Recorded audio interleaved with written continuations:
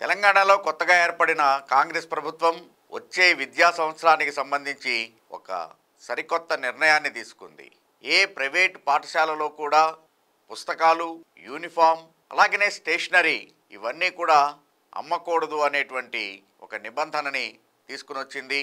అలా ఎవరైనా గనక చేసేట్లయితే వాళ్ళ మీద చర్యలు తీసుకునేందుకు వీలుగా మండల స్థాయిలో ఒక కమిటీల్ని ఏర్పాటు చేయాలి అని చెప్పేసని డిస్ట్రిక్ట్ ఎడ్యుకేషనల్ బోర్డుకి, అలాగనే డిఈఓస్కి, డిస్ట్రిక్ట్ ఎడ్యుకేషనల్ ఆఫీసర్స్కి వాళ్ళందరికీ కూడా సర్క్యులేషన్ పంపించడం జరిగింది.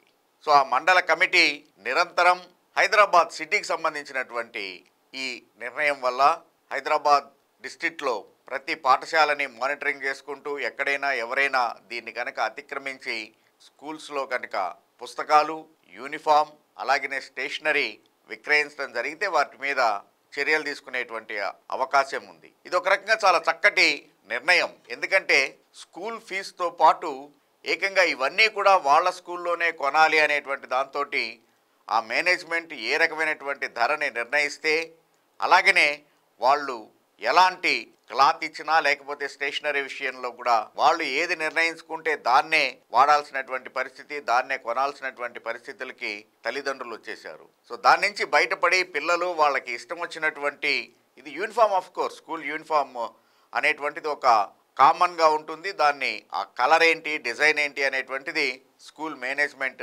నిర్ణయిస్తుంది. కానీ అది ఎక్కడ కొనాలి, ఎలాంటి క్లాత్ కొనుక్కోవాలి ఏంటి అనేటువంటిది మాత్రం పేరెంట్స్ ఇష్టంగా ఉంటుంది ఇంక నుంచి.